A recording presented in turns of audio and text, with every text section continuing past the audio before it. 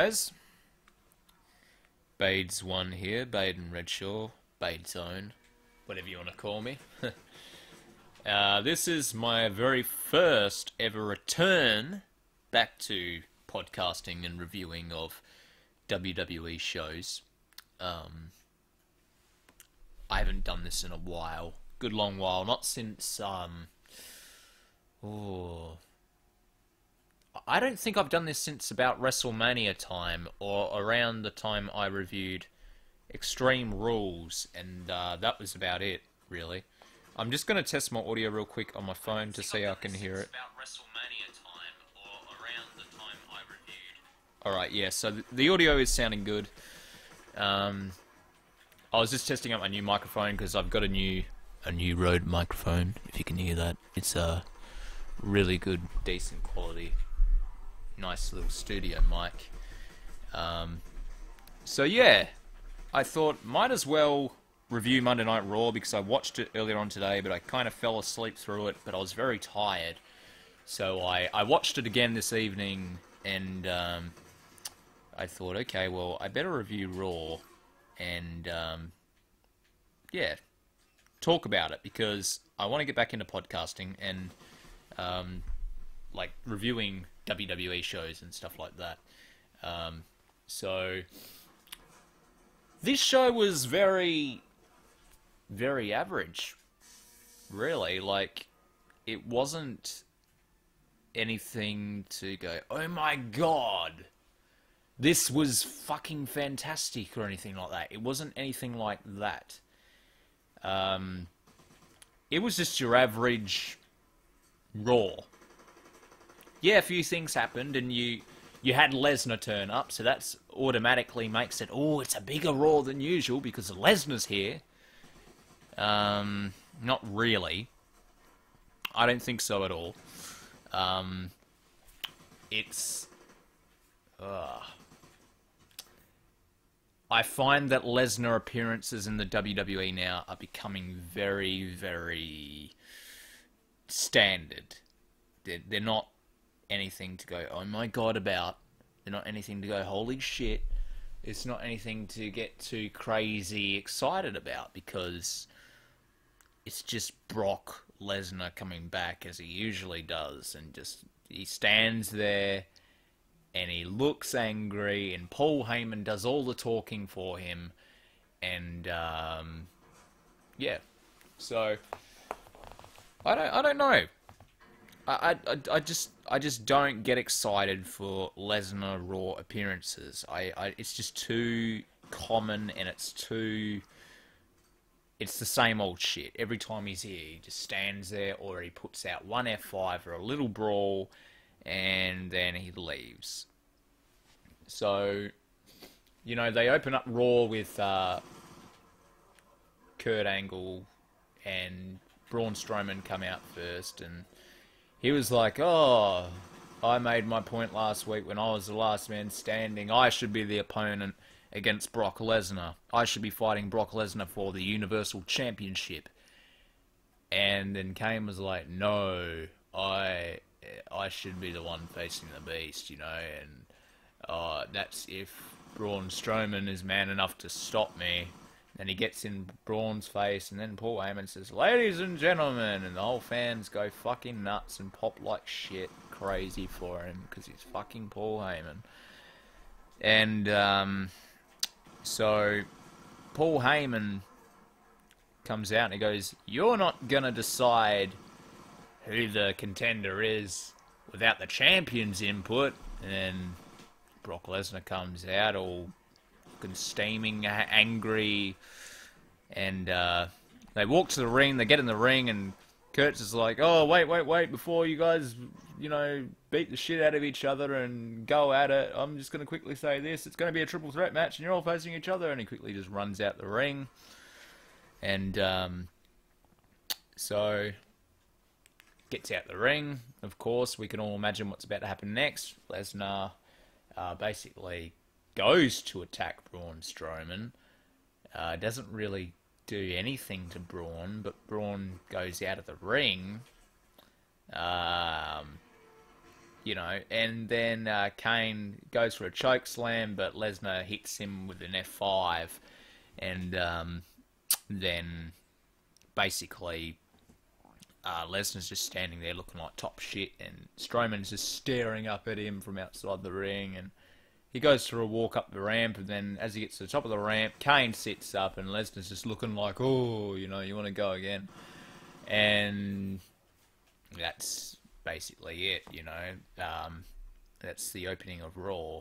And it's fairly average, you know, nothing to get too excited about, nothing to get all crazy hot under the collar about. Then after that, we get Seth Rollins versus what it seems like it was going to be Samoa Joe, but I don't know. Like,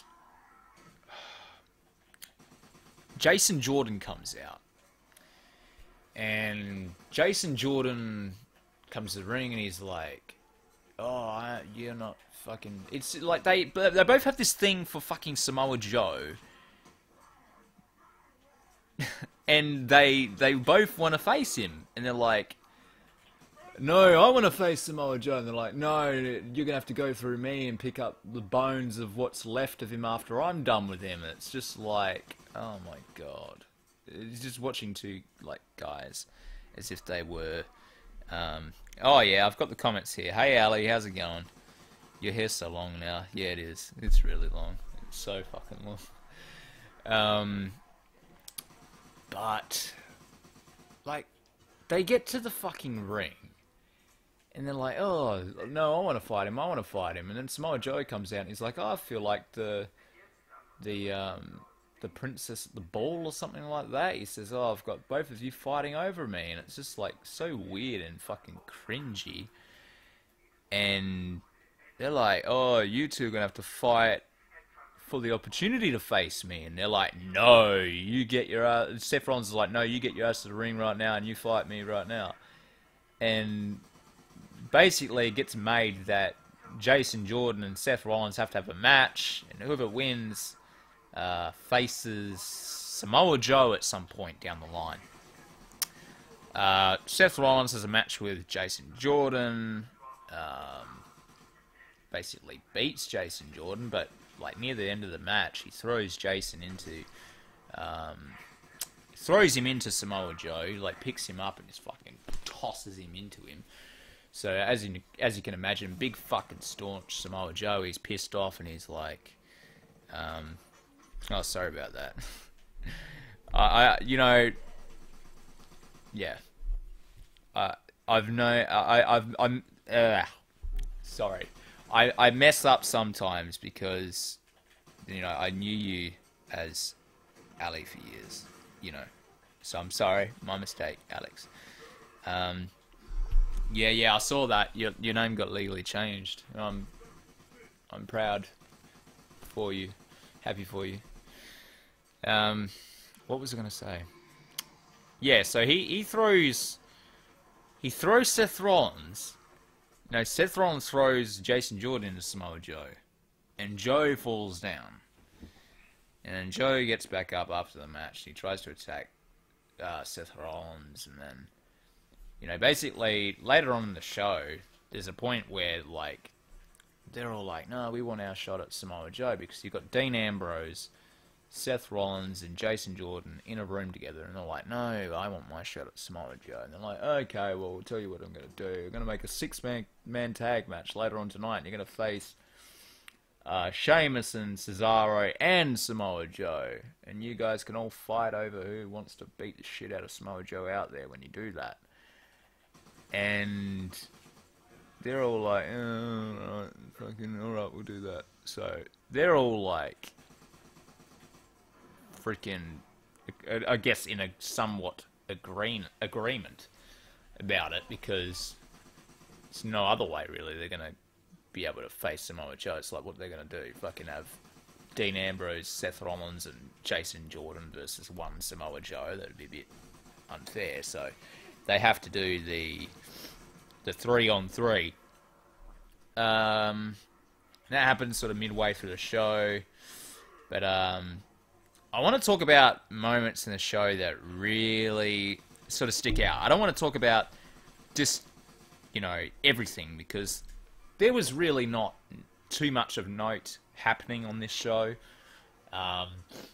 You know, there was a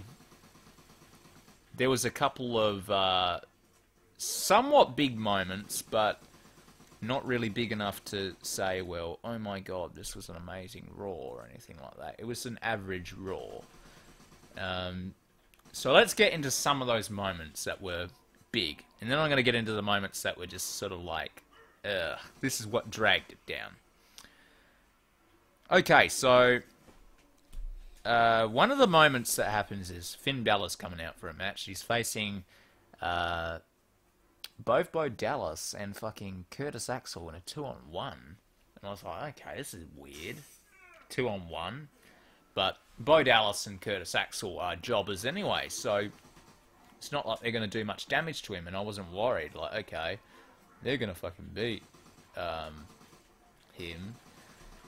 So there's a point in the match where they both just get in the ring and they just start kicking the shit out of him, and the referee disqualifies them both. And after a while, Hideo Itami comes running out and saves him, and it's like, oh shit, so now Hideo Itami's returned, but he's a part of Raw.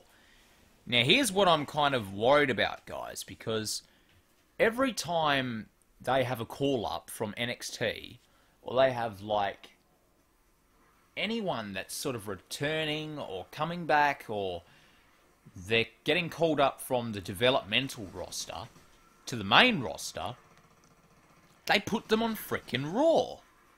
And it's like, shit, well, where's the room for SmackDown? Because SmackDown doesn't really have as much as Raw does. Now, when Mickie James come back, where did she go? Yeah, she went to SmackDown for a bit, but they ended up giving her to fucking Raw anyway. Then when Asuka come up, they didn't put Asuka on SmackDown. They put Asuka on Raw. And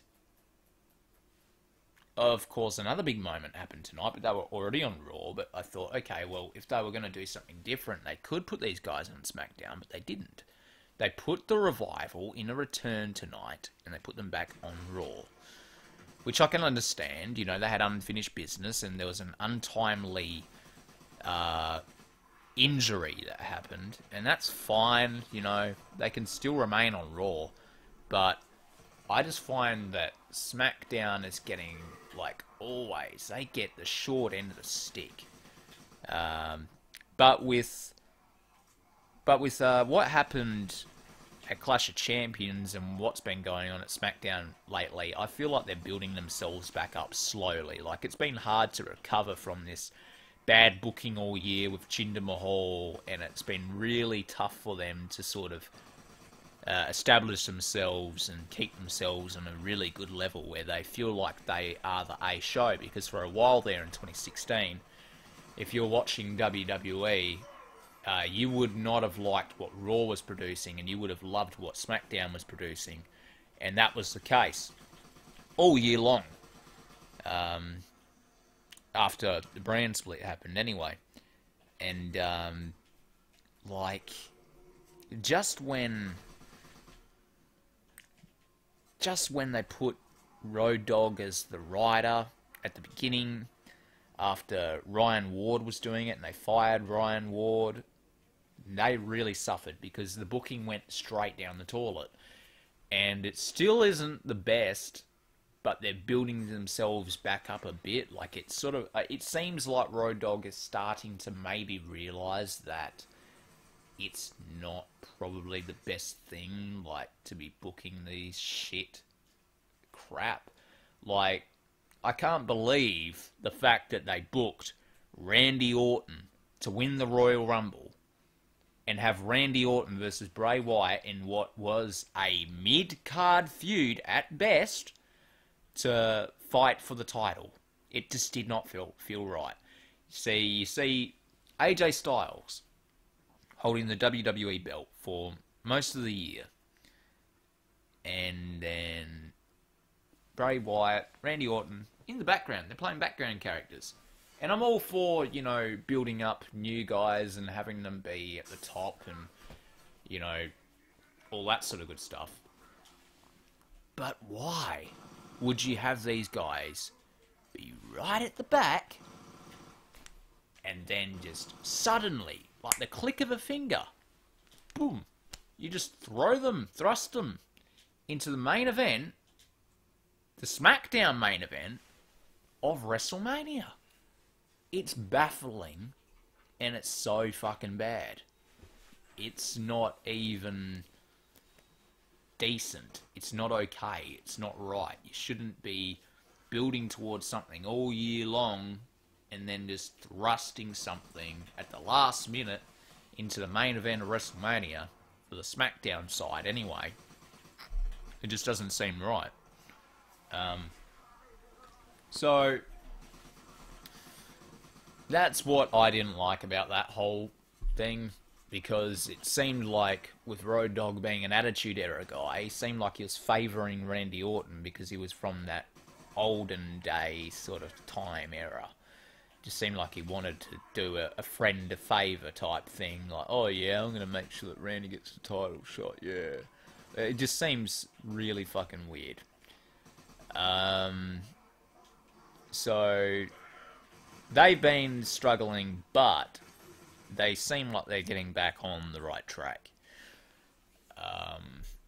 As for Raw, like they sort of got the upper hand there for a bit because of what the booking they were doing with Braun Strowman and Roman Reigns and all this sort of stuff, and that become quite big.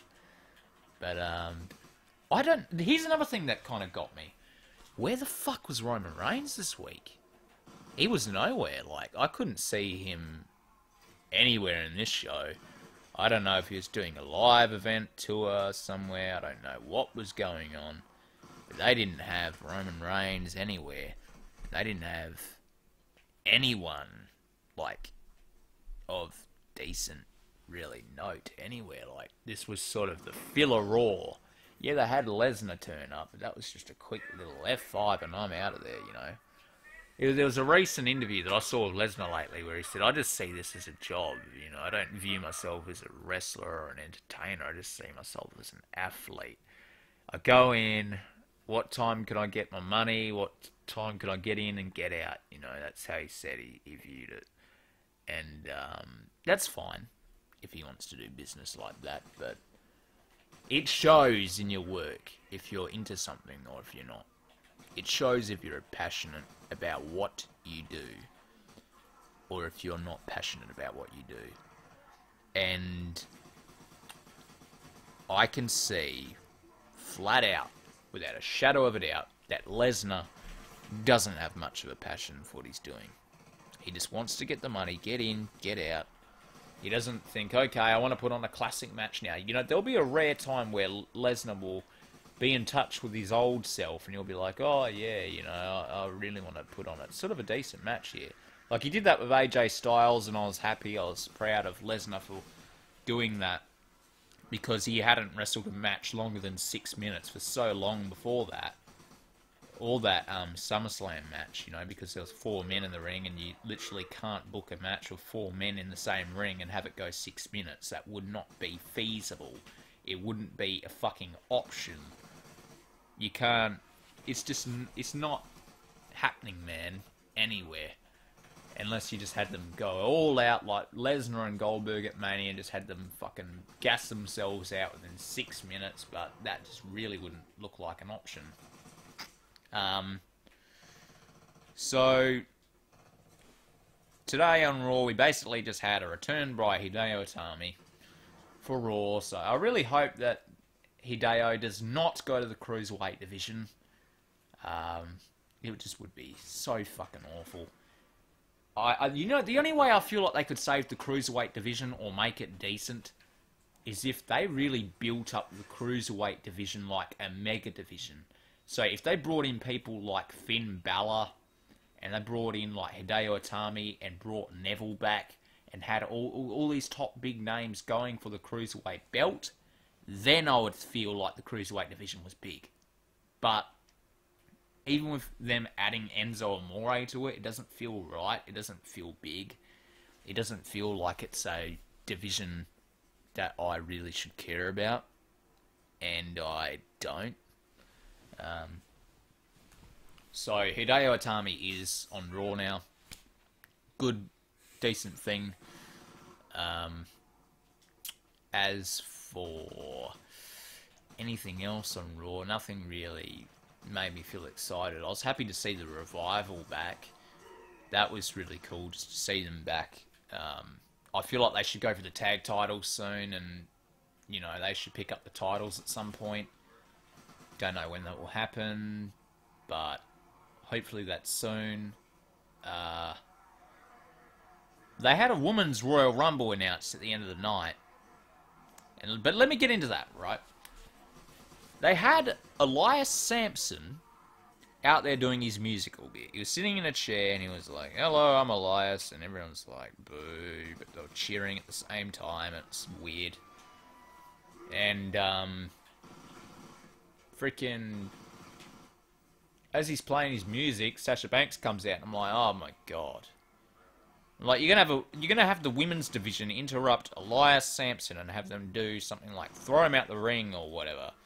So it shows like, oh yeah, women are more, can be as powerful as men, because lately they've been really beating it like a dead horse, this whole equality thing with the women's division and the men's division, and that's fine, you know, they can, you know, women are allowed to be equal to men, like, that's not a problem, like, I don't see that as a problem, but why do you need to make it like a big fucking festival and a big, like, in-your-face type thing, like, you don't literally need to shove it in people's faces constantly and beat it like a dead horse coming back to life like Lazarus over and over and over again.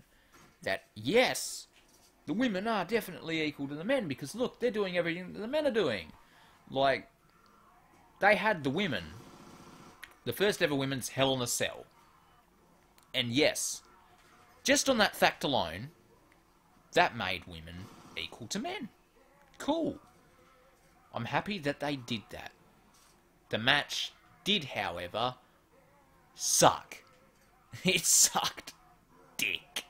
Because I got into the match, and they got your hopes up, making you think they were going to do a big move, and then they didn't do it. And if you even tease doing a big move in a match like that, and you don't do it, that automatically makes the match bad. It does. It makes the match really bad. If you're going to climb up the fucking cell and act like you're about to jump off the cell and you don't do it, you look bad. You look real fucking bad, and you've made that match terrible. Because, oh my god. Like, at least Shane McMahon, if he's going to act like he's going to jump off the cell, he fucking does. And that's what set them apart from Shane and the Hell in a Cell matches with him. But then they did the Women's Money in the Bank, and they made history again there, but quite funny, they had James Ellsworth win the first ever Women's Money in the Bank, and that was a man, not a woman, a fucking man. And then they had to redo the match again on SmackDown. And then now they want to say, okay, we're going to have the very first ever Women's Royal Rumble. Now, this is what I worry about. What's going to happen to the regular men's one? Do we still get to have that? Are we going to have to cut down on matches? Because that match is a long match. It goes for about an hour. Sometimes it goes an hour and 30. Depends, because they had to fucking take down the time limit a lot. Are they going to do a 20 women's match, or are they going to do a 30 women's Royal Rumble? You know, they could do possibly 2... Oh, no, not 2. That wouldn't be feasible. They'd have to do... If they want to do like a 5-hour Royal Rumble, they could do a longer Royal Rumble, or they could do a regular sort of timed Royal Rumble, but they could do less matches. So, because I love doing these mega pay-per-views where it goes for like hours, like SummerSlam 5 hours, WrestleMania fucking 10 hours, or 8 hours, or whatever the fuck they did this year. That's probably what they're going to do for Royal Rumble. They're going to have like a 4-hour pay-per-view. They might have it dragged out a bit, have it a bit long. So I'm just worried that they're not going to do a men's this year as all. If they're going to do the women's one, they might go, oh no, we don't need to do a men's this year. We'll just have it be the women's. And yeah, okay, it could be a bit different, and they can do that if they want to, but it just would feel odd. It just wouldn't feel the same, you know. Like, I'd like to see a main event sort of made for the men's division as well, at least to see, okay, who's going to fight for the chance at WrestleMania for the men's as well. So at least we've got the women's and men's sorted out. Yeah. So, not really a big Raw. Not really a big Raw at all. It was okay. And I just look forward to SmackDown tomorrow, because that's going to be a lot bigger than what this was, because this was just fucking garbage.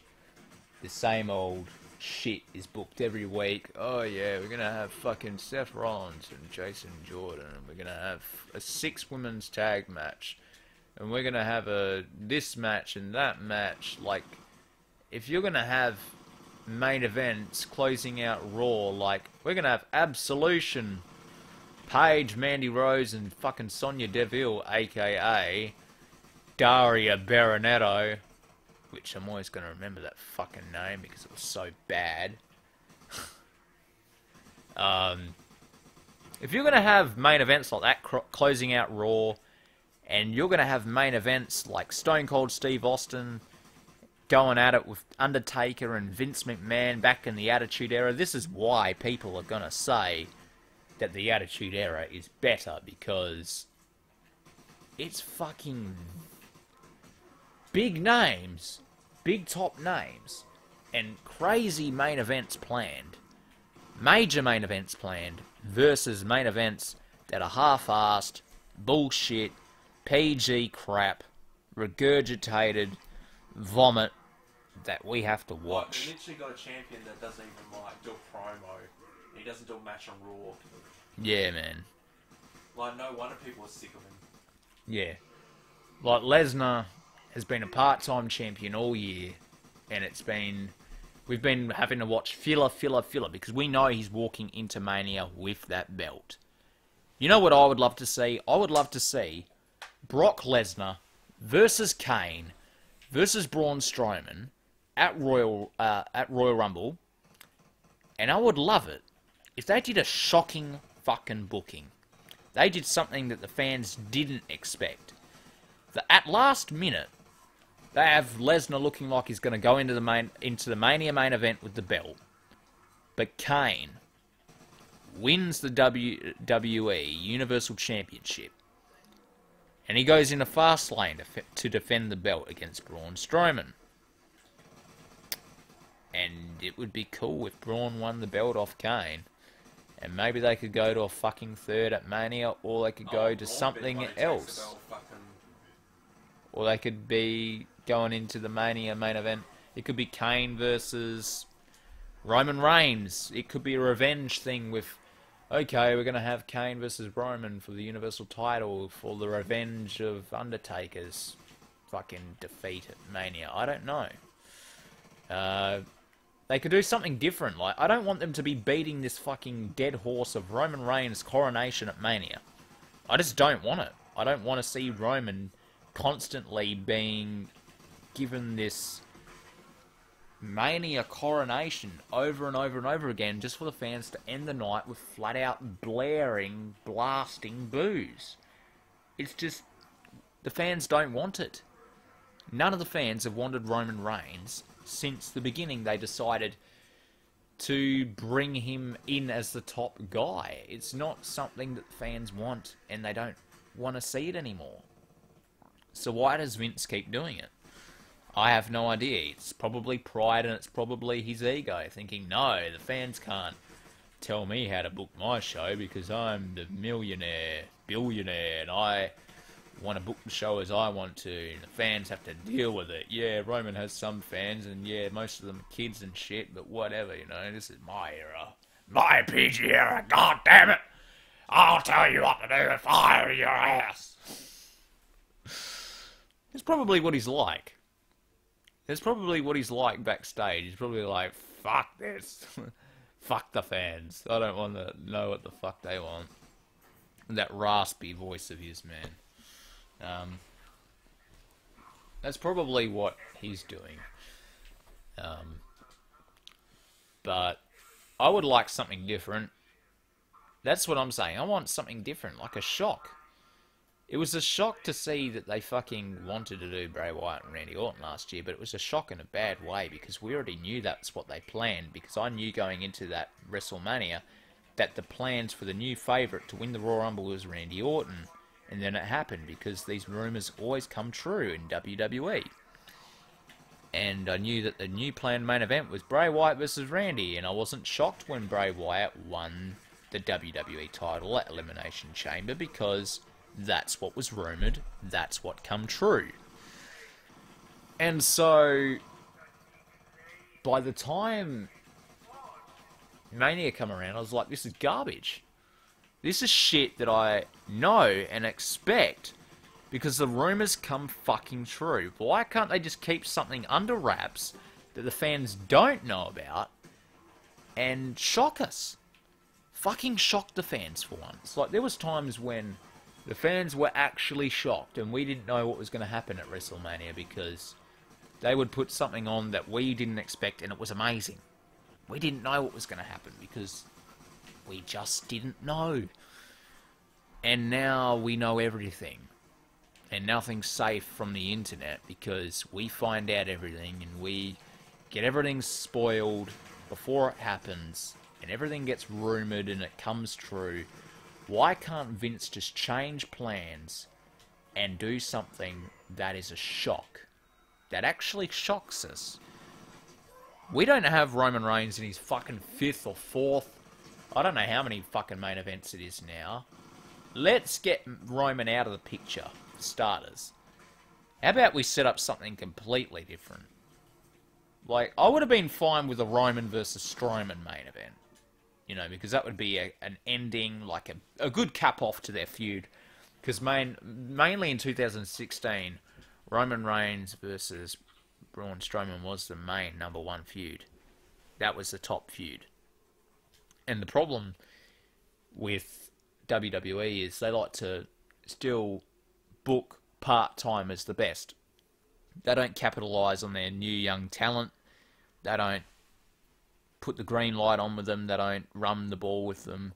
Like, they could have put the belt on Strowman back at No Mercy, but they didn't do it.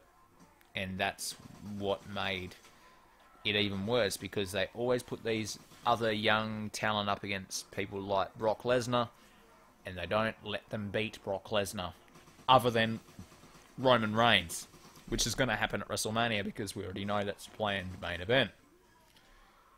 And that's been rumoured for 7 or 8 months now. And I know that when it happens at WrestleMania, people are going to be fucking pissed because they already knew that it was going to happen 8 months in fucking advance. And I think that's bullshit, man.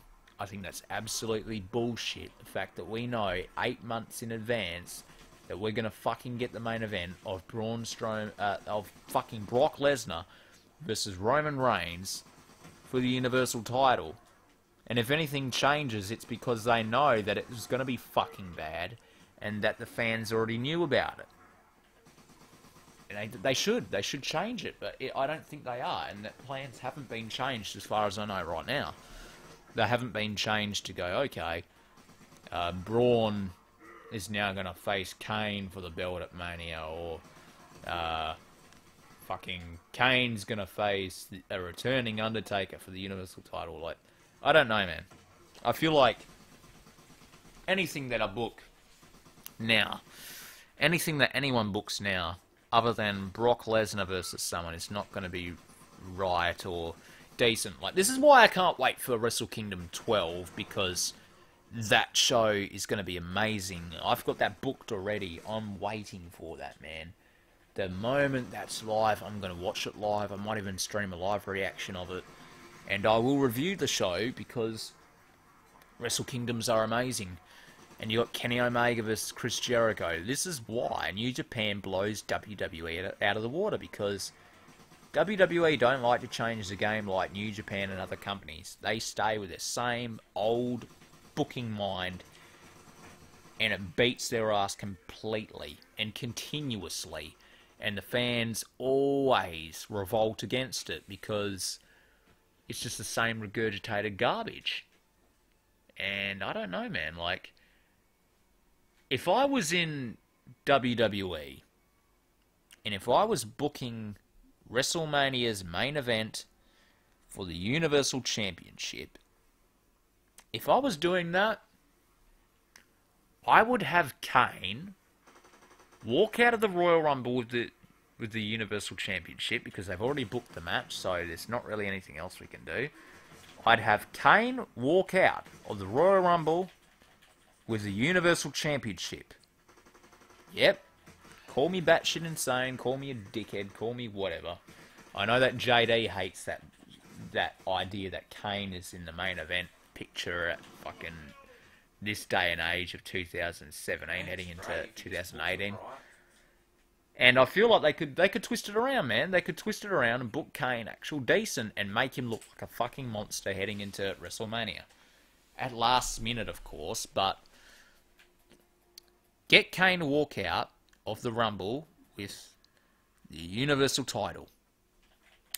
He can pin Brock Lesnar or he could pin Braun Strowman. Doesn't matter who he pins. He could pin both of them at the same fucking time.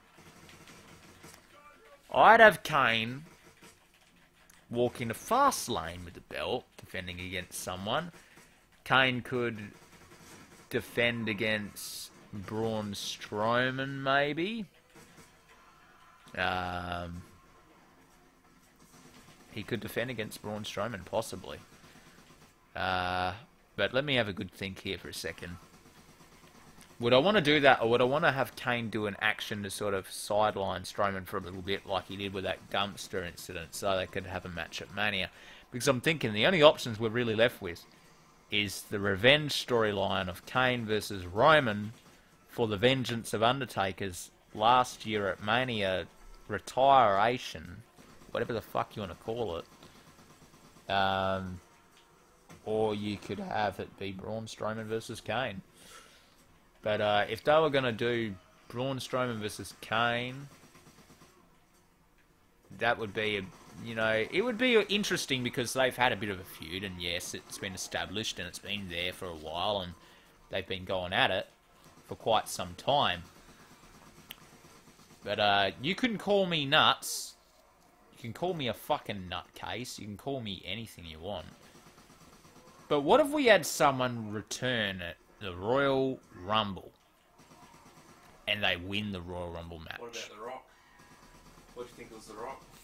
The Rock versus Kane at WrestleMania for the belt. That would be a bit weird. What if, and I'm just going to say this, because any way you book this now, you're going to have people either hate it or you're going to have people either love it. And I'm just going to say this. I'm going to throw this out there as an idea.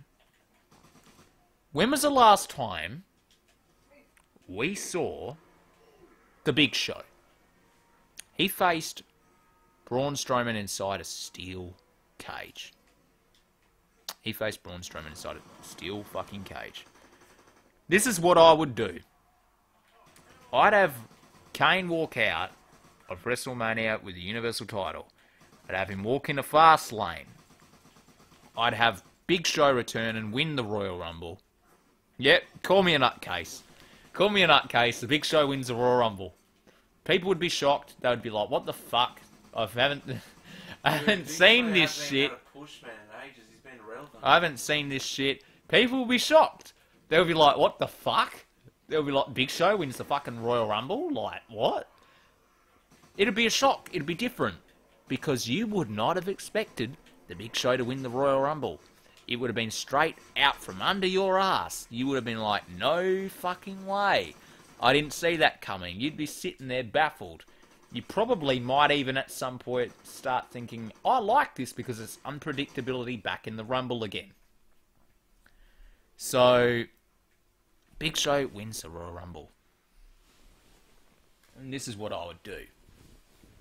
I'd have Kane defend the Universal Championship against Braun Strowman at... No, actually.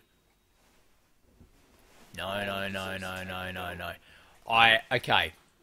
We're going to have to either... No, actually I would. I'd keep it one-on-one. Kane versus Braun Strowman. One-on-one. So basically, you're either going to get Kane versus Big Show, or you're going to get Braun versus Big Show. Basically, the new Big Show versus the old Big Show. And I think what they'd have to do is they'd have to either get Braun to take the belt off Kane and walk in to face the Big Show one-on-one, or I'd have Kane walk into WrestleMania to face Roman Reigns. That's my only two options for Mania that I would do. Is I'd have it either be Big Show versus Braun Strowman in a final match, one-on-one, to do like a passing of the torch, big man to big man, and I'd have it be like a career on the line slash title match. So that could be something Big Show could retire on if he wanted to. But Big Show could even possibly win it and put himself back in a bigger position again for a while. And because they need bigger names now, because they've lost Undertaker, they're losing everyone, man. They've lost Shawn Michaels, they've lost a lot of big names. They need to start treating these legends like they're bigger deals again. Legends like Big Show and Kane, anyway, because they've been treated so irrelevantly for a very long time, and I think that they're the only two options for Raw. That's the only two options for Raw. You can't really do anything else other than that, you know. Yeah, you can do you can do fucking Brock Lesnar versus Roman Reigns, but people are gonna hate it. They're gonna be like, oh, this is regurgitated bullshit. WrestleMania 31 all over again, and it's just this time it's Roman Reigns getting the fucking belt. And people are going to hate it. They're going to hate it, man, and they're going to revolt against it. As for the WWE Championship, I'd have AJ Styles hold it all the way up to WrestleMania, and I'd have AJ Styles face either Finn Balor. I'd have Finn Balor probably come over from Raw. I'd have him either face Finn Balor or Nakamura, probably. That's the only way I'd do it. And then I'd have Undertaker face John Cena. I'd have Roman Reigns facing off against The Rock or Brock Lesnar, but that's up to The Rock's schedule. If The Rock's schedule doesn't work, just put him in a match with Brock Lesnar, but in a different role. It's not for the title. It's just in a sort of mid-card feud. Or I'd have Roman Reigns versus Goldberg, Spear versus Spear. And I don't know, man. The only other way is if they're actually having Undertaker return, because he is coming back for Raw, if they are going to bring Undertaker back and he comes back and he goes, I'm in the Royal Rumble, I'd have it be Undertaker versus Kane. Brother versus brother. For the Universal fucking Championship. Or I'd have it Braun Strowman versus The Undertaker for the Universal title. I'd have Undertaker win the fucking Royal Rumble. That's the only other thing I can think of is Undertaker versus Kane or Undertaker versus Braun. Maybe even Undertaker versus Big Show. I don't fucking know. Either one of them. Because if they're actually going to bring Taker back and they're going to give him one last go, I'd make it Kane versus Taker, probably, or someone else. I know they've done that before at Mania many times, but they could do it anyway. And I know that Undertaker's not going to want to come back for more than full time, so I'd have possibly Kane beat him for the Universal belt, and then Kane can drop it at fucking Extreme Rules, or Kane can hold it all year long and be an active talent till the next year's Mania and then drop it to someone there. I don't know. Whatever you want to do. Because at the moment, Mania's not looking like the best of all shows because it's got Roman Reigns and Brock Lesnar, slated as the fucking main event. And I think anything at this point will be better than that. Anything. Yeah, they can put on a good match, and I know that. They've done it before at WrestleMania 31. They put on the best fucking match. One of the best Mania main events of all time. But I just don't want to see it again because it's forced. It is so forced. And we shouldn't have to watch this forced bullshit. Shouldn't have to. Anyway, guys, that's my review of Raw. Not much happened. I just thought I'd just ramble on for a bit with this new microphone I've bought. I love it. I love it. Love it. It's pretty cool, man. It's a Rode NT USB. Yeah, it's pretty damn good. I'll be using this more, and I'll be doing more reviews with it, and do keep up to date with the channel. If you like this review, go ahead and give it a like. Give the channel a subscribe, because we will be doing more Raw reviews, SmackDown reviews. I will watch SmackDown tomorrow, and I'll give that a review. I'll probably even do an NXT review, and I'm going to keep the reviews up. I'm going to probably even do a Night of Champions / Clash of Champions review. I want to review the Conor McGregor Blu-ray we got. Yeah.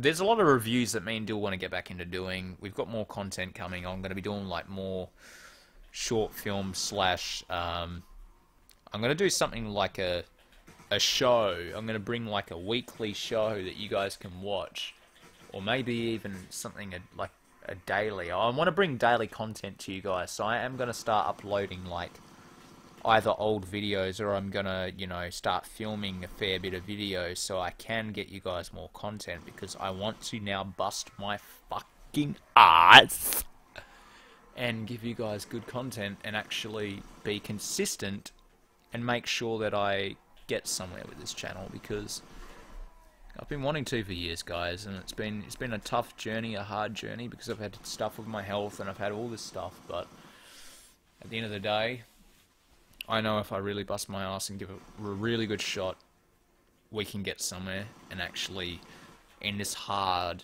YouTube ad-pocalypse. Fucking YouTube-ocalypse, I'm just going to call it, because YouTube is in the dark ages at the moment, I think. I'm just going to say that. YouTube is in the dark ages. This is like end times for YouTube. Right now, for YouTube creators that are coming up and that are struggling, that have been around for a while, they know that this is the YouTube dark ages. This is the Great Depression of YouTube.